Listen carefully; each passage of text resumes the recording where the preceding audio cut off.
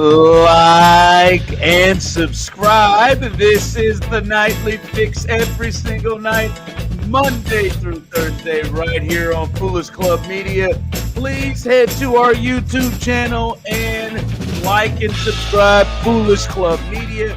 If you do not do so, what you gonna do? What you gonna do? Don't go to church on Sunday. Wow. Let me take that. Oh. Let me take that back.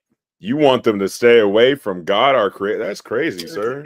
Let's take that back. From the sunlight of the Lord? You can go to church. You can go to church.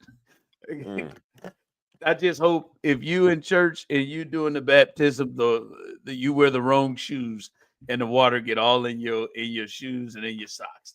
I hope you get wet socks. Wet socks, and you get. I hope you get wet socks. I hope you get trench foot. To keep them bitches on. Osita's in the building.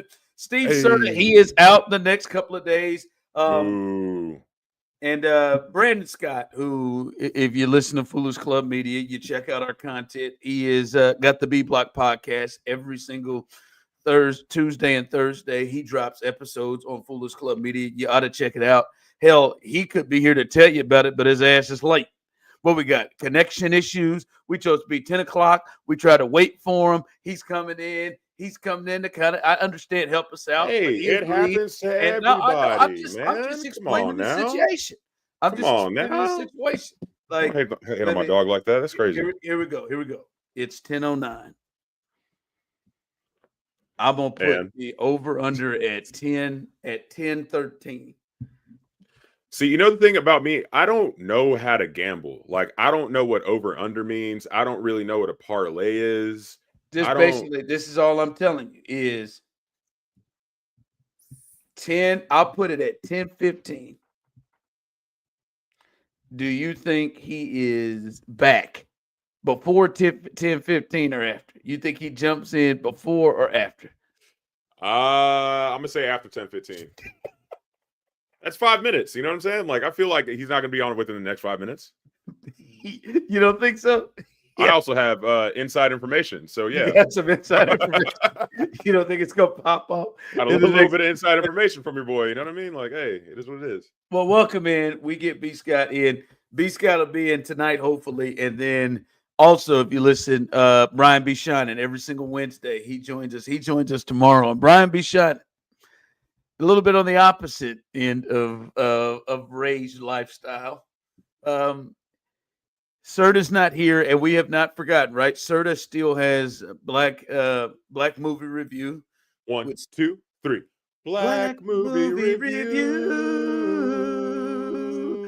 Black Movie Review with Steve Serda. He still has Fresh to come back next week when he returns, but we ain't gonna just let it go because he's not here.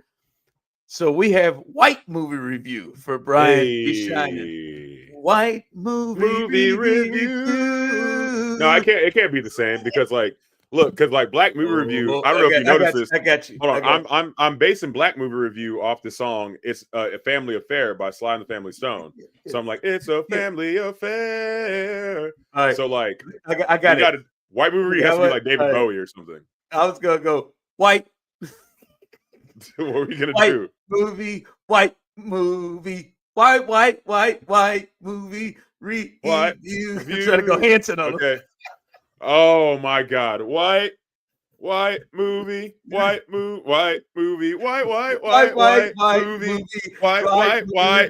review. All right. Cool.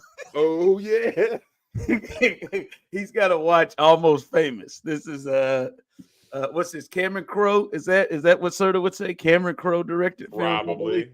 Maybe some film shit. I don't know. One of the women that Alex Rodriguez banged stars in it.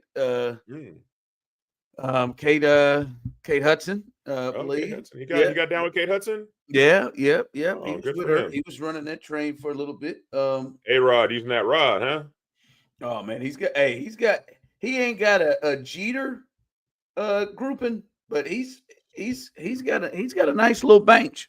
Yeah. He's been there. But The big news right now, this just happened. The Oklahoma City Thunder beat the damn brakes off of the Minnesota Timberwolves. Not surprised. They advanced to the finals. And this thing wasn't really close. Game 4 was the only game that was even close in the series. They seemed to say, hey, man, we're going to go ahead and give y'all one in game 3 and rest it up. But all the other games, it was clear that Minnesota didn't have nothing for them. And they weren't going to be able to play. I don't know why you're doing that to me. Is this what we're going to do here for the next 2 days? I'm just, practicing. I'm trying to. No, this isn't a place. This isn't a place to practice. Oh, my bad. Oh, my bad. Oh, yeah, this man. is a show. Hey, Should've sorry, done this guys. Before you're out. Like and subscribe. Yeah, another 30-point win. It was 26-9 after the first quarter.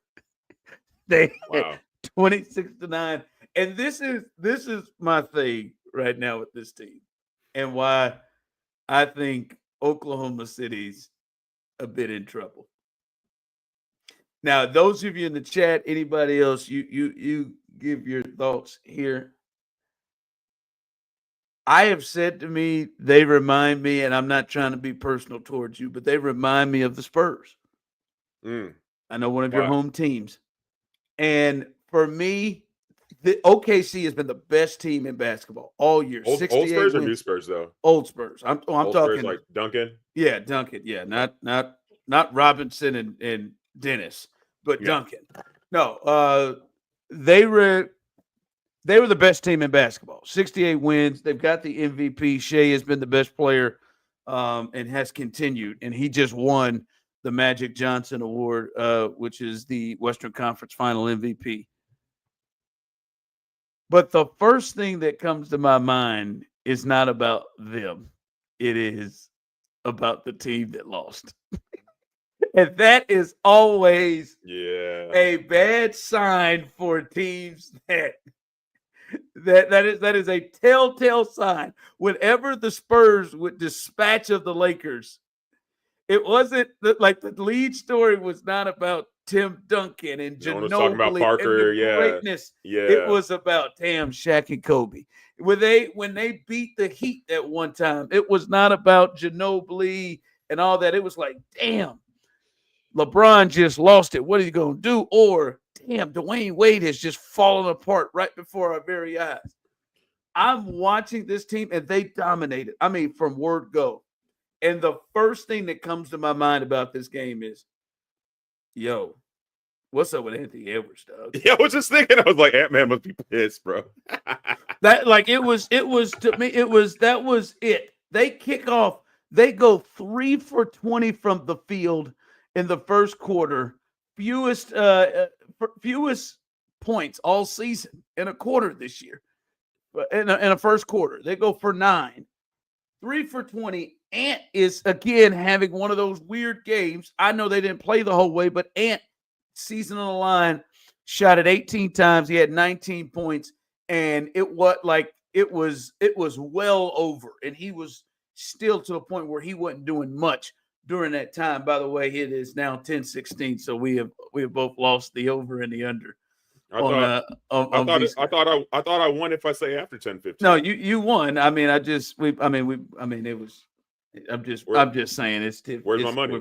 We're past it. Well, there was never any money. There was where's no my shaking. money? No, hey, hold on. Never any money or no shaking. We can run the tape. You know what I mean? Like, don't just lie to these people like that. You could run the tape. I didn't say anything about you money. said in our little private chat, $100. I saw that. I never said that. That's a lie. You're just lying now. You're a liar. That's crazy. And then people crazy. can check the chat. Dude. The Anthony Edwards thought was he was going to be the star.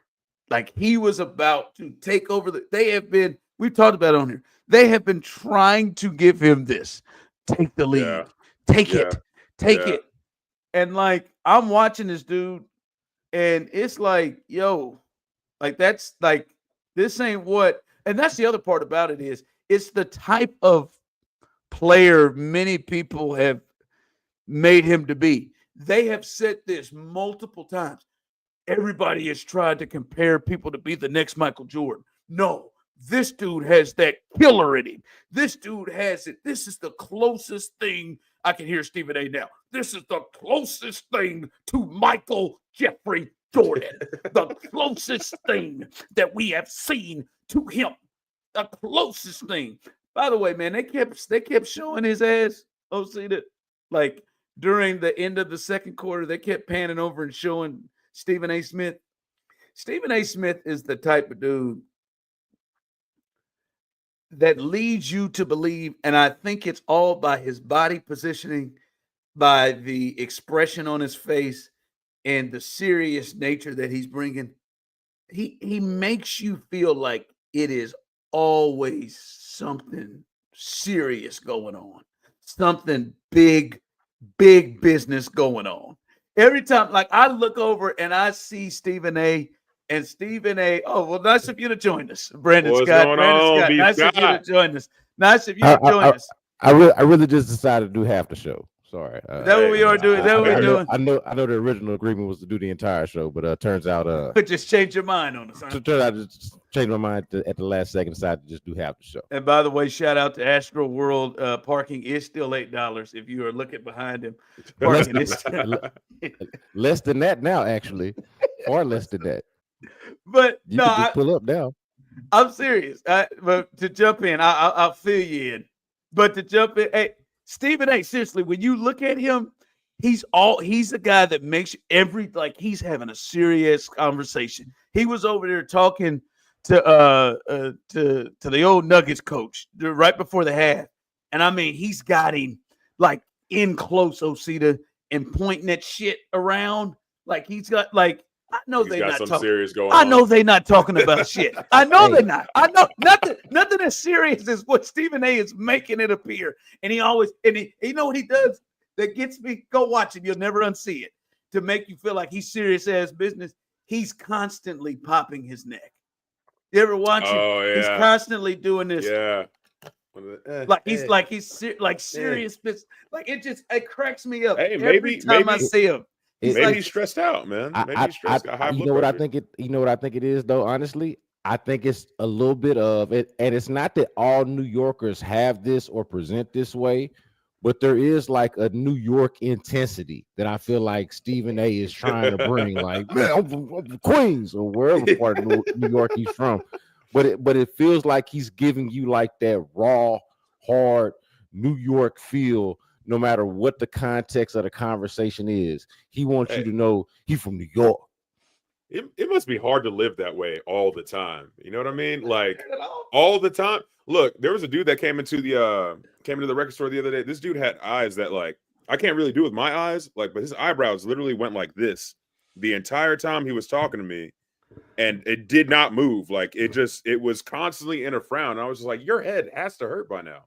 No. You know what I'm saying? You have to have a headache. No, you're watching like whenever because they're blowing his head up because they like to show Stephen A. walking into rooms like walking into arenas and shit as if he's a player, and he be pointing it out. He be walking through high fiving like he is a damn like player. Like Ace, he is a star. I mean, he just did sign a $100 million contract for ESPN. So I mean, he is a star. Like the worst part it is, he is as big a star as I would say 85% of the league.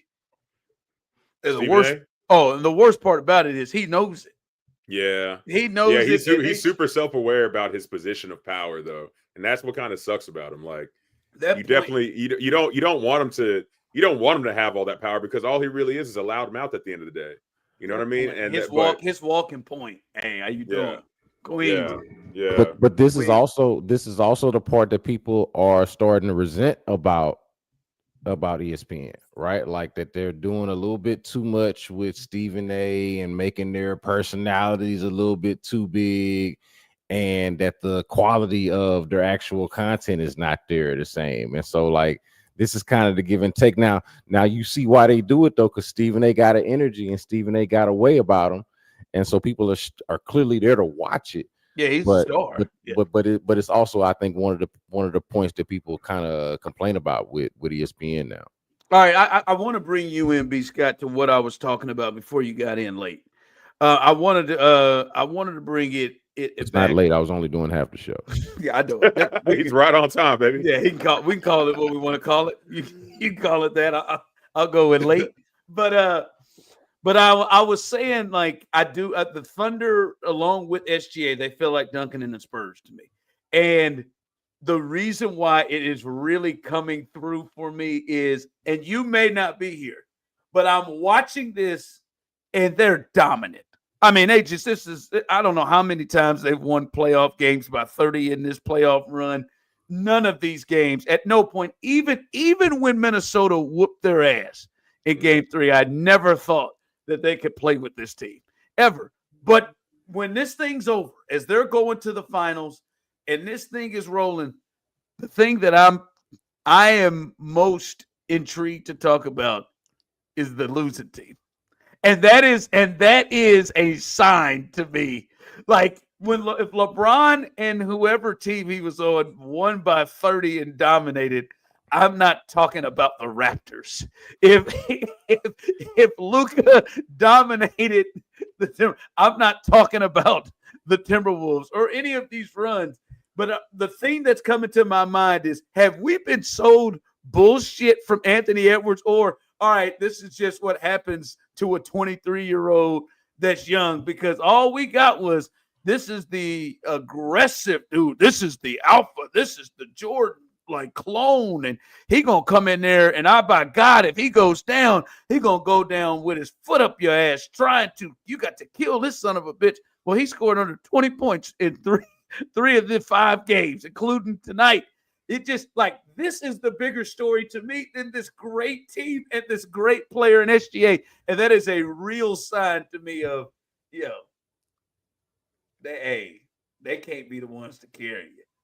Yeah, it is weird that the bigger star, like, you got the MVP on one side, and then it's the other guy who somehow is the bigger star or the bigger talking point. Like, because honestly, to me, SGA should be the bigger star. This is the MVP of the league. It's the number 1 seed. They're going to the finals for the first time. I get what player. He's the better player. But I get what you're saying. To me, though, kind of to y'all's conversation about, are you viewing Anthony Edwards differently? I'm not. I just think that this is just going to be a knock on his game until he actually overcomes this, until he actually gets to the finals. Like, I don't think you get to excuse this or get to forget about it or get to just say, hey, this is just because he's young. I think you can point to some things. He's going up against a Thunder team that's better than his team.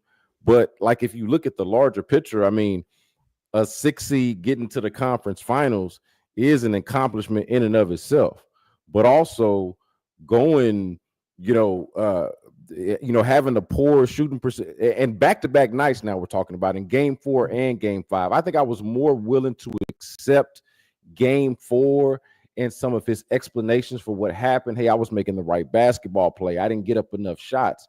You can't say the same thing about game 5. He did get up the shots. He just wasn't hitting them. So if you take that in its totality, that's not a good look on him.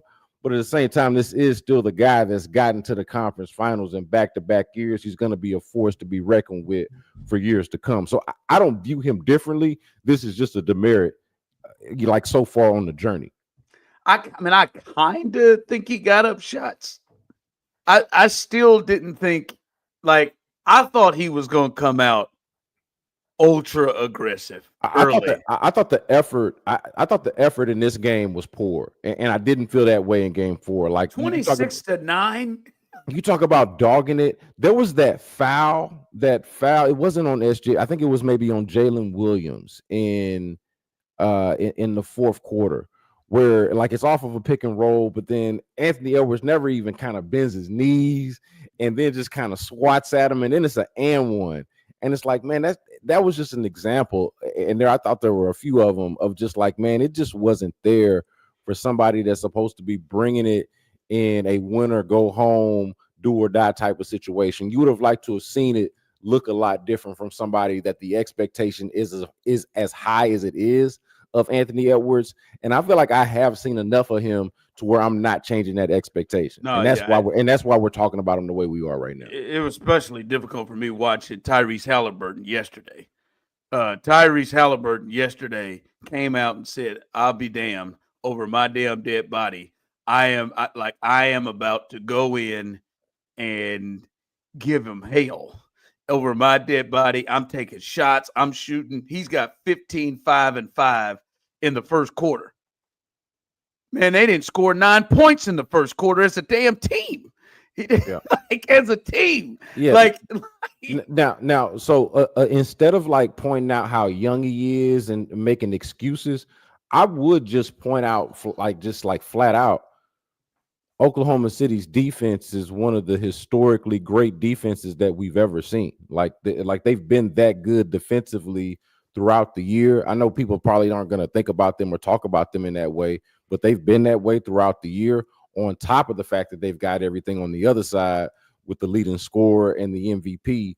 So I do think that there's something to that, but let's not act like we haven't seen Anthony Edwards walk down like he walked down the champs last year. Like that's how the conversation started to begin with, Jokic, right? To walk down Jokic, and that's still happened, and that's still in there. And then again, being a 6 seed this year, I think the team taking a step back and still managing to get to this point. Yeah, no, I don't think there's any shame in losing this series, but there is a way about the way it happened, right? Like the way it looked at the end, these last couple of games, that didn't look great for them. No, yeah. I just think OKC, man, they are destined to be the Spurs. And listen, for them, I don't think it's anything obviously wrong with it. Hell, I think they would take and push the button for 5 championships over the next 15 years or whatever that was. They did that run. But I just like they're unassuming. And hey, no, let's just call it what it is. It's worse than unassuming, and this is why I text you this about the whole, Pacers versus Thunder potential matchup. Right? Looks like we're rolling down. By the way, Osita this is his dream. I love seeing the Knicks fucking lose right now. He wants the Knicks fans. He wants the Knicks fans to really suffer, but he wants them to win this one and then to lose game 6. Like he has a specific way he wants this to go down. But if it doesn't, doesn't it feel, Osita? Let's be honest, Osita. Doesn't it feel corny? Like an SGA Halley headline. It does feel weak on the standpoint of like one of the things that Ron asked me like a couple of weeks ago. He's like, "What's something?" Because like I'm not really a huge sports dude, but like I will watch games if there's something that calls me to watch them.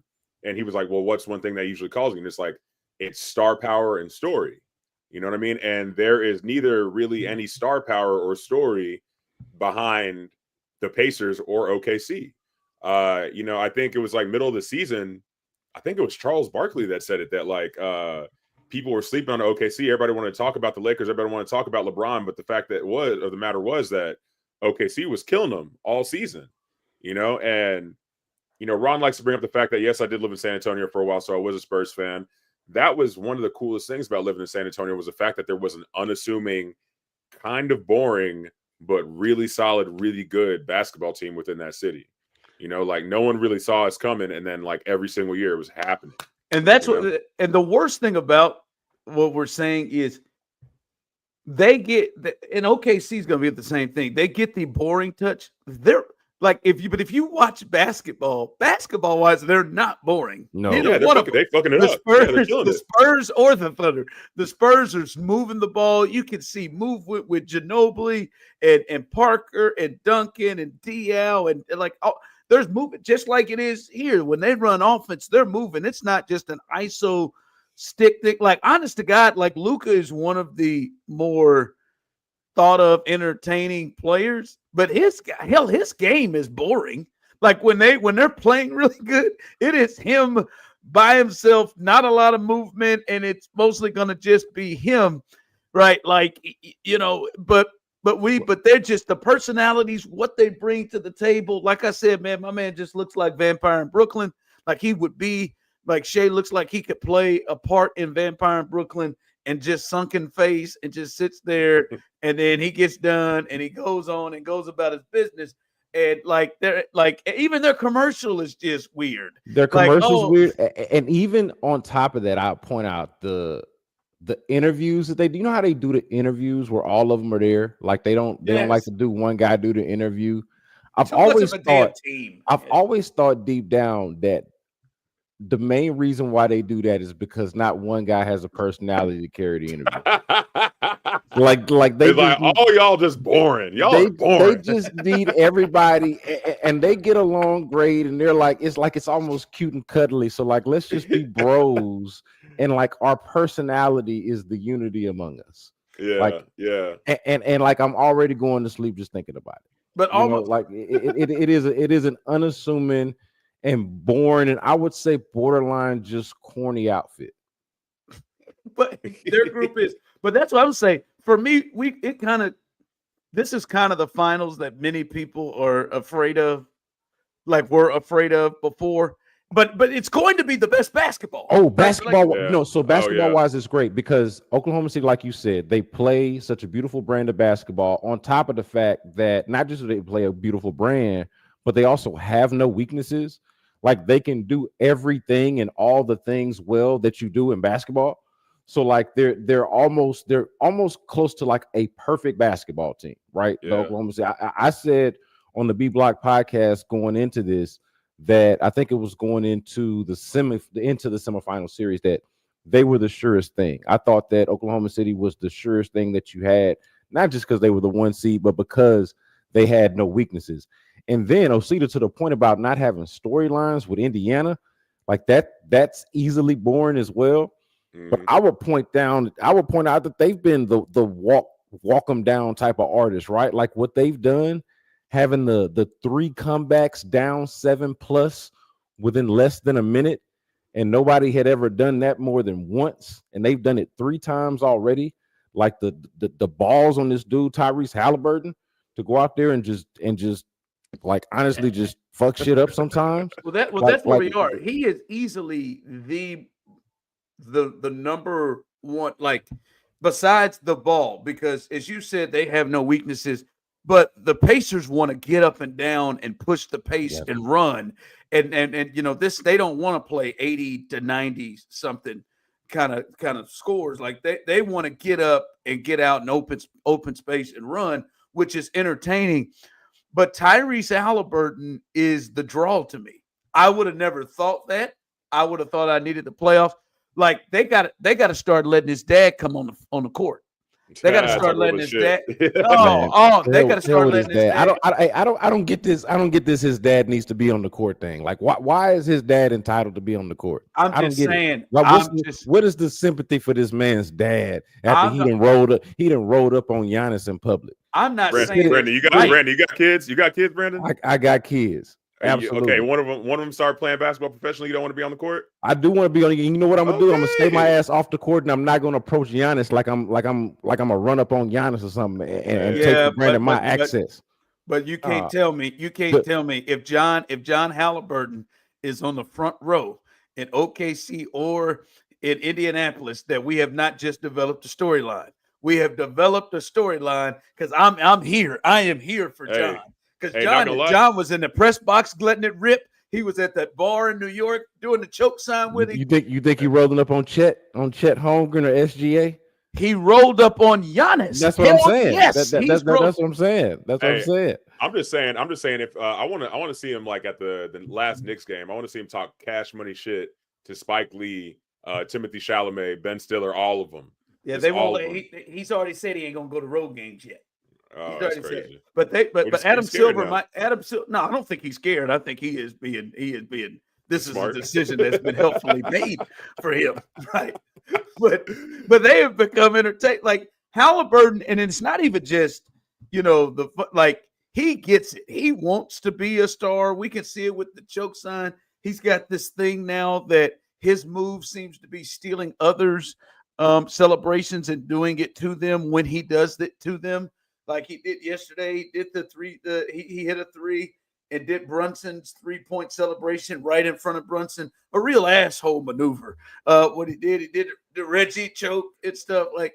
Yeah, I mean, he did the big balls thing. Did he do that? He got a warning. Yeah, got a warning. Big balls thing. Did the Reggie choke, by the way, on a shot that was ill-advised that he made anyway on a lucky bounce that turned out to not even be the 3 that he thought it was and wasn't a game winner, and then, oh, by the way, went to overtime and still walked their ass down. Walked him down and worked him. No, Tyrese Halliburton is bringing it, and I think there is some sort of a build because they're going to have this situation where Osita and Brandon, he's the asshole.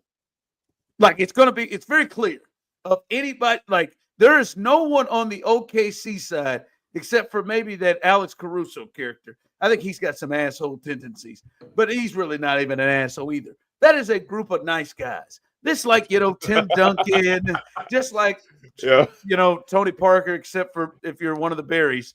Now, maybe Brent Berry doesn't think he's such a nice guy, or that lady who played in Desperate Housewives. Oh, yeah. Even I met her when I was living in San Antonio at a restaurant over there on North Side. Tony Parker met her too, and then she's very short. And then he wife swapped. Yeah. Hey, but look out. But nobody else knew the swap was happening involved. You know what I was thinking about though? Like OKC, you know what they remind me of, honestly? You ever play like basketball at the YMCA or something like that, and you see those like super corny cats that wear like the knee pads and this feels very headband, and they have their pant, like, you know what I'm saying? They just don't seem like they can hoop, but they tell you but they fucking kill it. They know how to move the ball, and they know exactly how to shoot, and they have the perfect you know what I mean? Like they're killing it.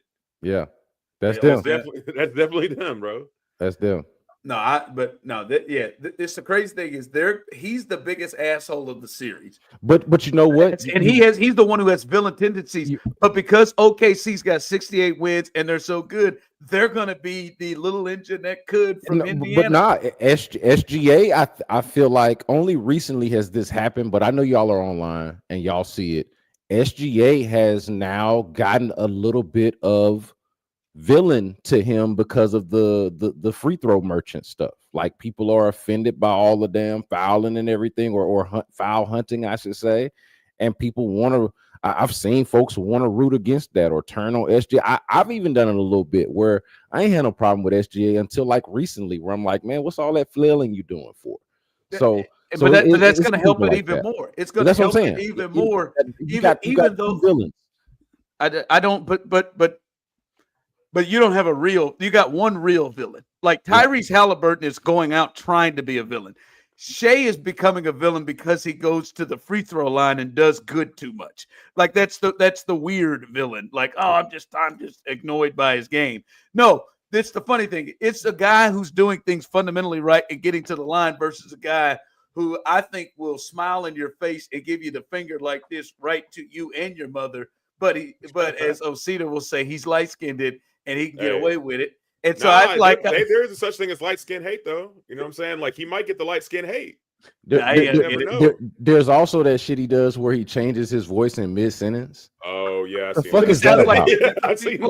Nah, what the fuck is that? Why does he do that shit? But he's gonna be the underdog. Hey, those are signs of a sociopath. I'll tell you that right now. Nah, I like everything about Howley except that one thing. I cannot understand that. Like he will just like mid sentence change accents and cadence. Like is that even count as? Is he code switching or is he just like I don't know confused upon the code switching on himself and he don't need the code. He white and black, ain't he? I know it, but I think maybe that like I think we've got to really take a look at this. Is there somebody passing that makes him change it? So like if he's talking, he's the white guy in the room. If he's talking to Serda and he's talking a certain way, and then Brandon passes by, it then makes him shift, or vice versa. But this the thing: both voices sound like a mixed dude. Oh, just two different mixed dudes. Yeah, it sound like two different variations of the same That's interesting. Mixed Tyrese Halliburton. Is there a white leaning mixed sound or is there a black leaning? Probably so. Yeah. I need to dig into this. You know what, you might be on to something. There is a 60-40 going on either one, whichever one he's going with. That's probably what it is. That's probably exactly it. That's the series we get though, right? Thunder Pacers. Yeah. The Knicks are done. Yeah, and it's gonna be fun too. It's gonna be fun basketball. Well, 5 days away now. Shai Gilgeous-Alexander, the MVP, can go in his coffin and await to suck the blood out of Tyrese Halliburton.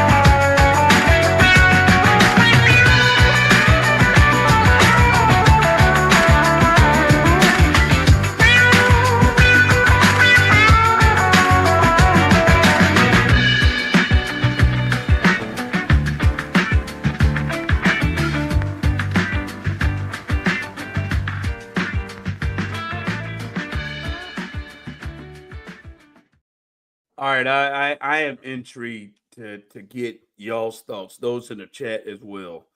Y'all's thoughts on this. By the way, Serda's out the rest of the week. Normally tonight is the night that we do Black Movie Review.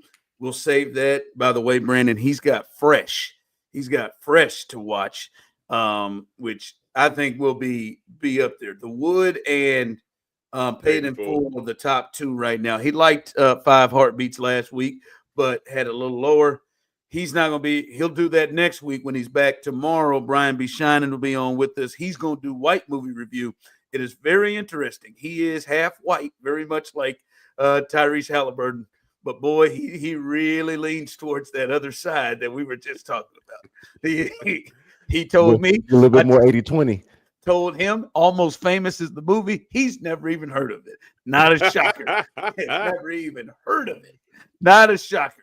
He may not. I mean, he may have never heard of anybody in the movie, and we got some stars in that bitch. So we'll do White Movie Review tomorrow with Brian B. Shining.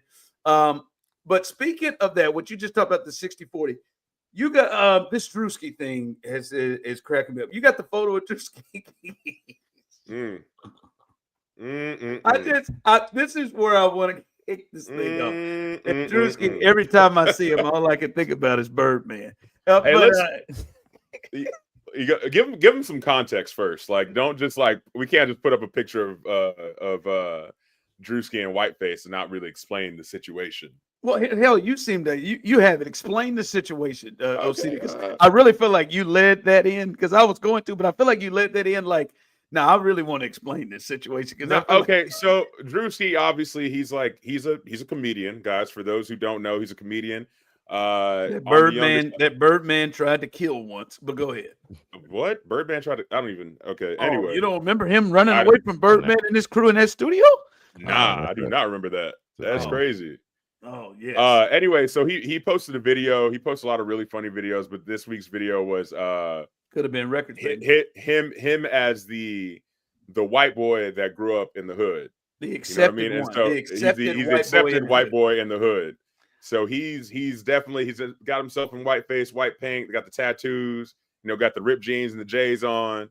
And the entire video, he's just around, all his hood friends. And then he's like, yeah, I've been, I was born, I was born on the white side, but my grandmama stayed up the road. So, I was always down here since Pampers. And everybody's like, yeah, since Pampers. He's been out here since Pampers. I seen that little boy grow up. Like, so he's just, oh yeah, he really, I mean, he really leaned in, honed into the white guy that is in it. You see, I mean, and this is, I mean, he woke up and he has got it painted. This is where I want to just take the conversation here. Is you see this. Now listen, we know who is a white comedian that is the equivalent of Drewski on the other side of things. I'm thinking of that guy who has that podcast that. Yeah, he's got the Tennessee accent or the Southern accent. Oh, what's this guy's name? Talking about Gary, what's his face? No, you're talking. He works too. Leo Vaughn.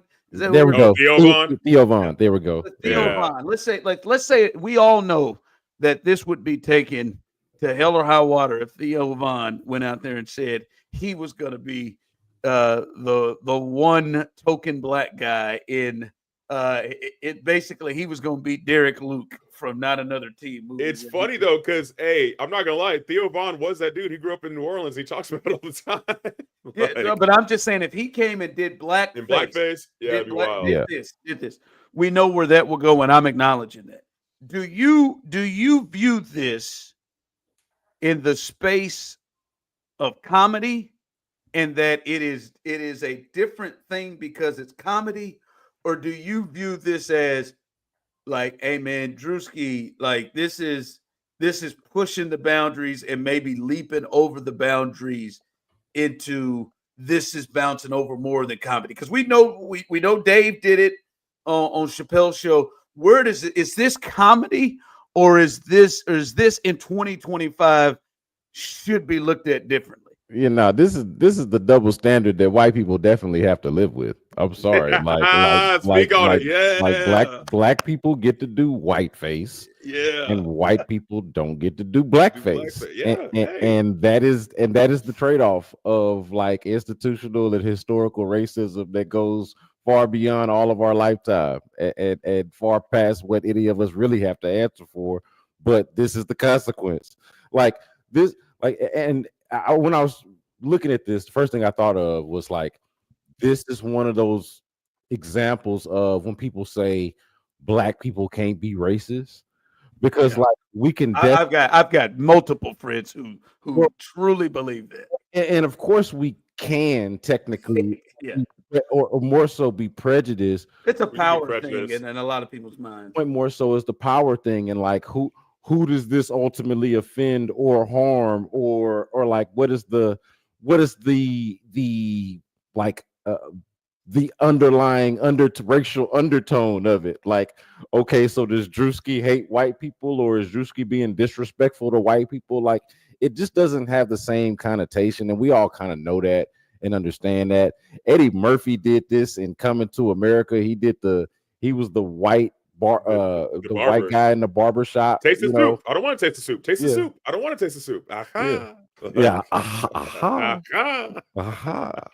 So yeah, I mean it's conta. Yeah, I mean we've seen this like 40 years ago. So like there's no, like, to me this is like new outrage. Like the people that are outraged about this just aren't kind of familiar with the history. And look, there's some like real stuff to talk about, ugly history with blackface, but like this isn't to me like an example of it. Yeah, I'm definitely going to have to agree with that. Like, I mean, I've seen this before, I saw this as recently as, I mean, we've seen blackface before too. Yeah, but I've seen whiteface as recently as like Tyler, the Creator, in one of his videos, maybe like 4 years ago or something like that. He's in complete whiteface and driving around in a car. And like, I mean, no one said anything that time, but As far as like seeing blackface before, like it's still like Tropic Thunder still trips me out, bro. Yeah, Tropic Thunder. You That got shit Robert still Downey trips me Jr. out, Hey, you got bro. Robert Downey Like- Jr. and Tropic Thunder, and here's the thing, like maybe this is a sign of progress. Like that's obviously like offensive, but since I like Iron Man so much, I didn't kind of let him ride for it, and it's I let man, that shit slide, bro. Like man, I let it like, slide super man, tough. it's amazing what one of your favorite superheroes can get away with, man, because that's some offensive shit. Hey, have you seen that shit on Black Twitter where there's some people that didn't know that Robert Downey Jr. was white in Tropic Thunder, like that was a white guy playing him? Yeah, it was well done. Yeah, it was.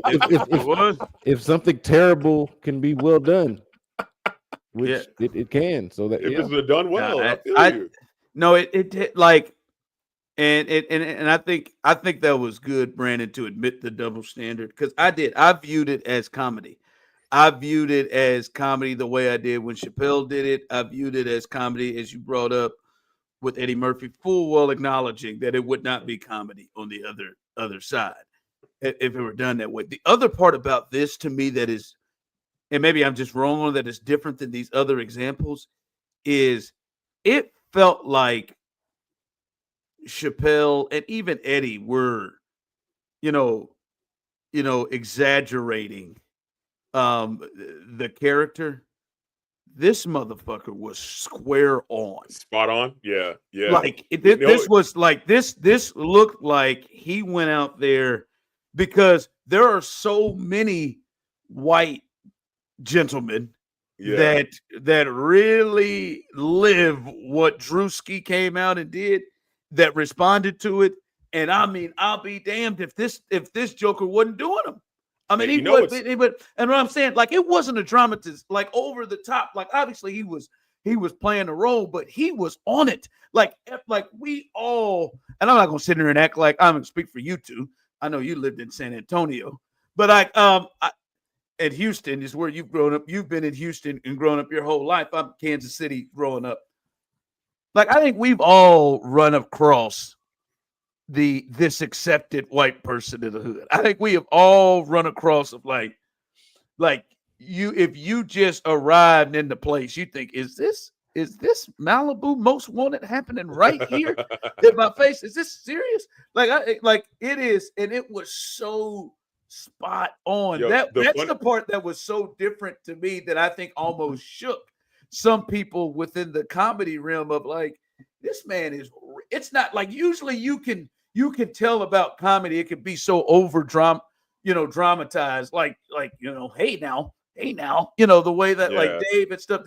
No, man, he went out there and was on the. I'll be honest with you, comedy wise, this shit is genius. But the black guy is also allowed to imitate the white guy that's kind of imitating the black guy. The black guy, yeah. If that makes sense. Yeah. No, it definitely makes sense, because like okay, so there's another creator, and like if you look at that photo of Drewski and Whiteface, he looks just like another TikTok creator that is he's talking just like him. Like, I'm surprised no one's talked about it. No one said anything about how the similarities are kind of like uncanny. Like, even the laugh and the little and the little lip thing and shit that he does at the end.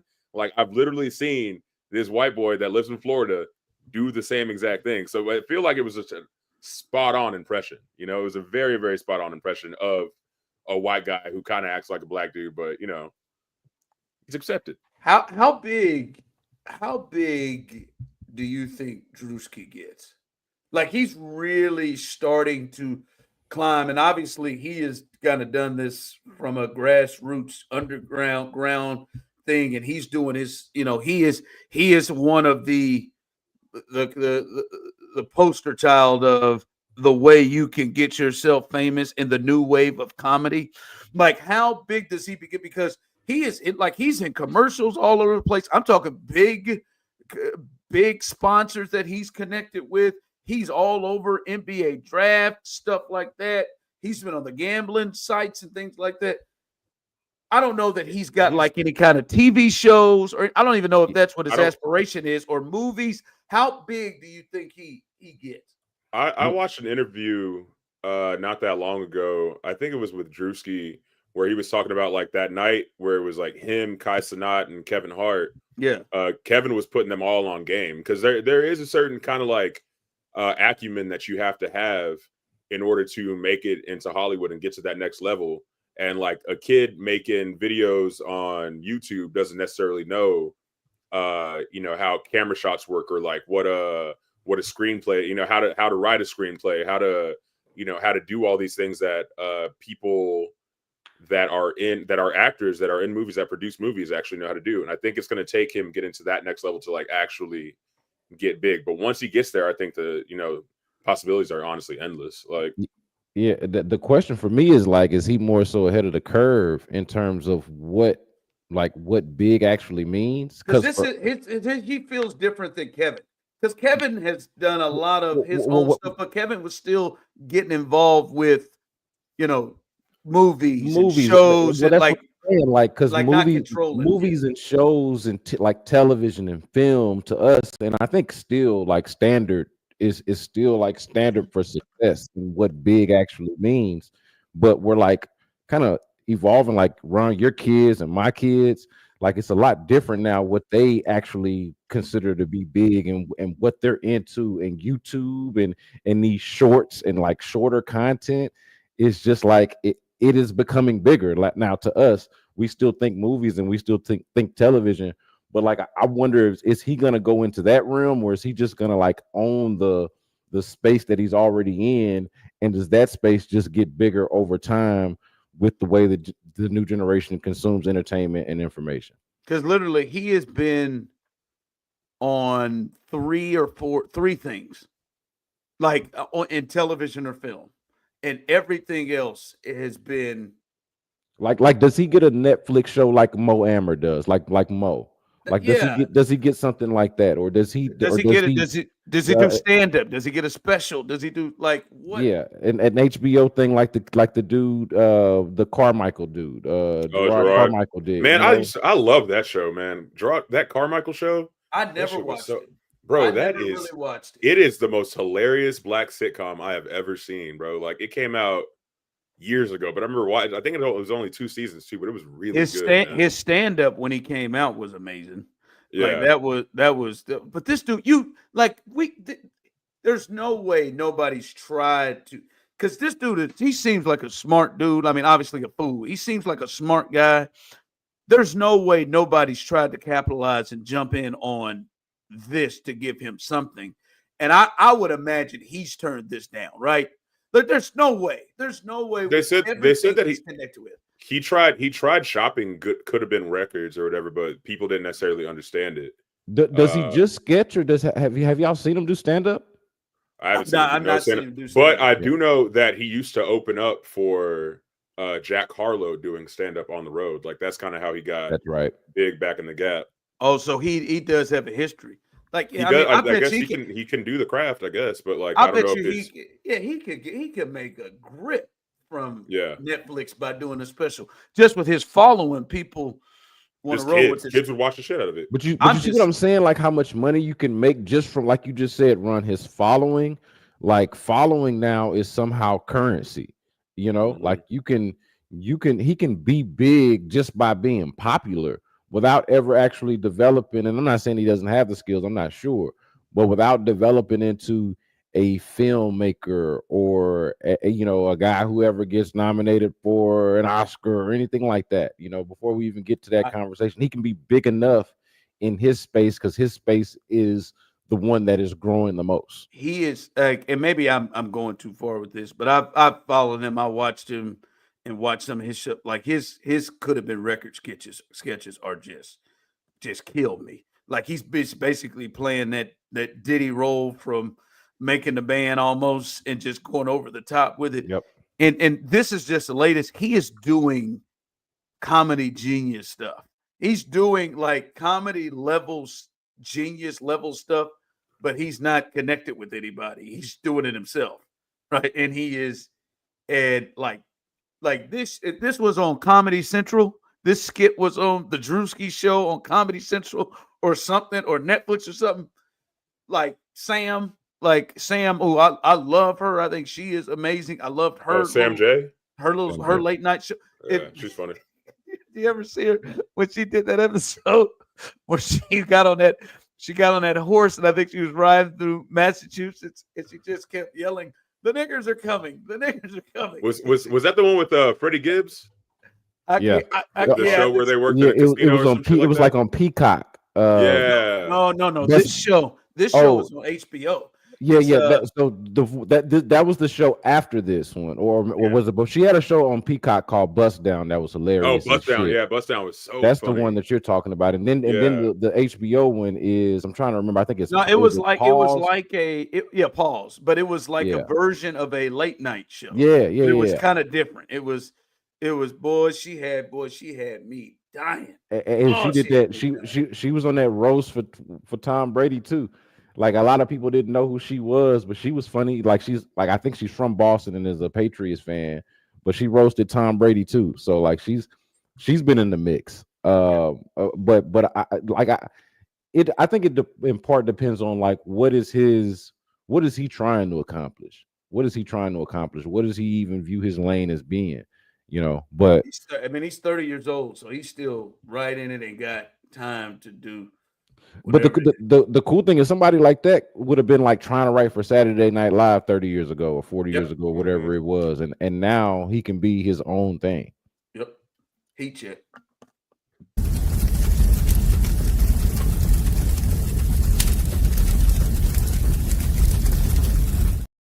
All right, guys. Well, for tonight's heat check, I want to start out with an apology.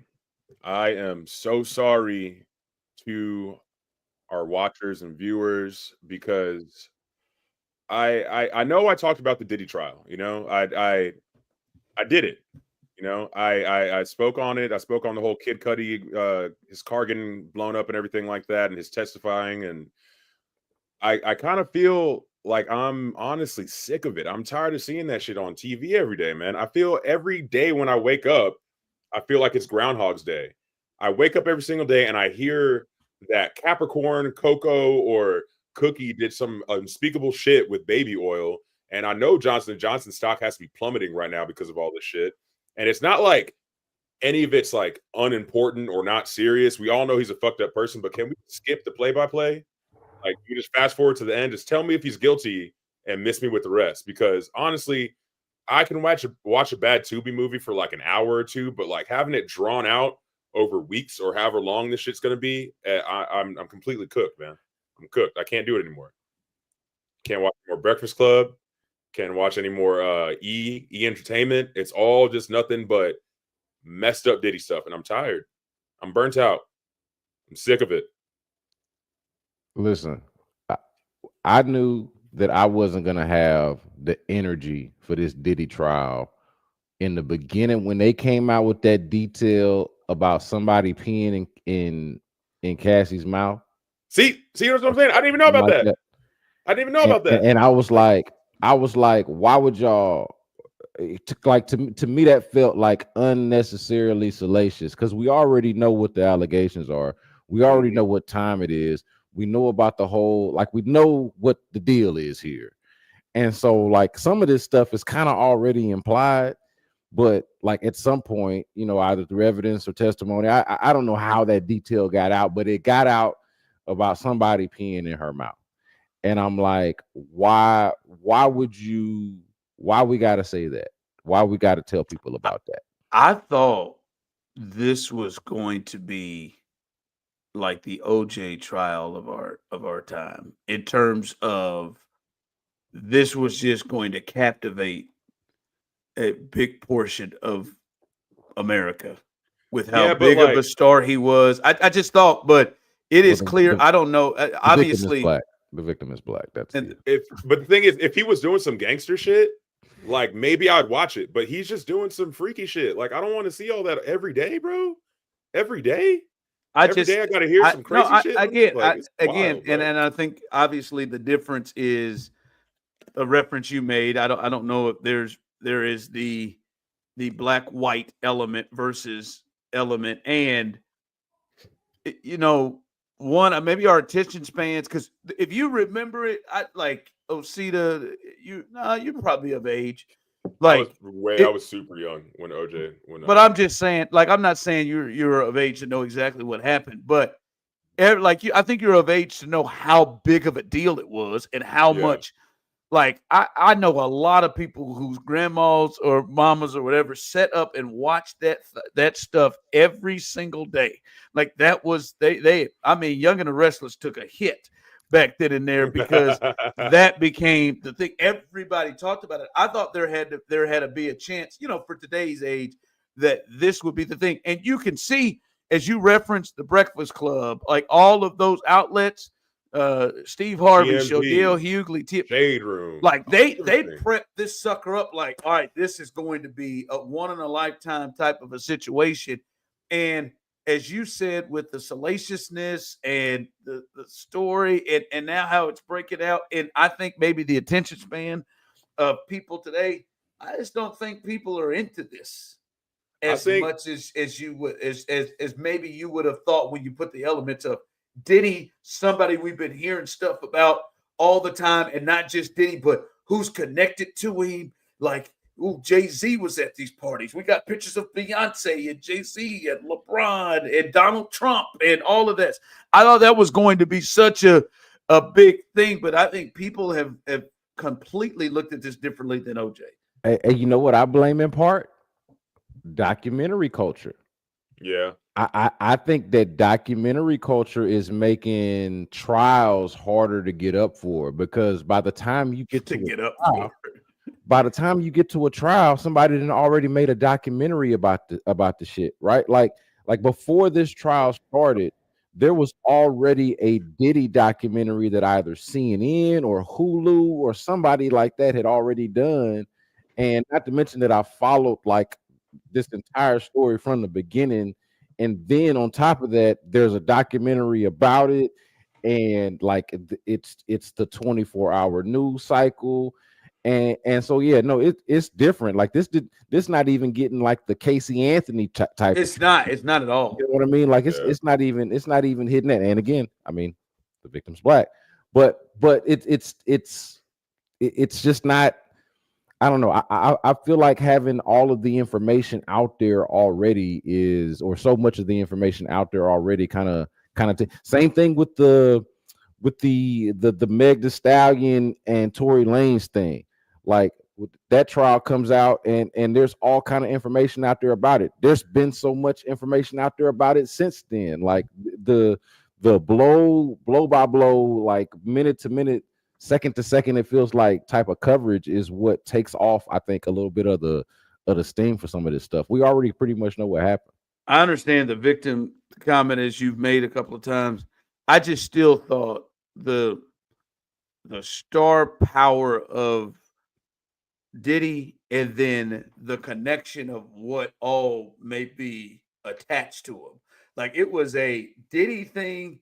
This is a creep, and we're seeing video footage of him with Cassie, and then almost like the Jeffrey Epstein kind of situation, Epstein situation, where all right, now there's a lot of motherfuckers connected to him, like a legit famous people connected to him. Who else is connected? Who else is a part of this? Who else? I thought that would be a big thing of interest, but y'all ain't lying. I don't think you are alone, Osita, in the feeling of like, all right, well, this should be over with by now. You know what I'm saying? Just tell me if he's guilty. Just tell me if he's guilty. Put it out on Tubi later. It'll be a fun, not fun, but it'll be a great little biopic or something. Because there's no more shit. Really moments. That's hey, but you just brought it up, Ron. There are corners of the internet that are waiting on that next shoe to drop, that are like, and they think that there's some type of massive cover up, or like Diddy's got secrets, and there are others. Like I know I'll see like posts about Beyonce or posts about Jay-Z or posts about celebrities that are just like tangentially related to Diddy or could be a part of Diddy circles, and they're like, oh, wait until the secrets come out. They be at them Diddy parties. Like there is a corner of the internet that's waiting on that, but even that is like its own like kind of specific space. So all right, take us home, Osita. All right, guys. So speaking of getting freaky and deaky, back in high school,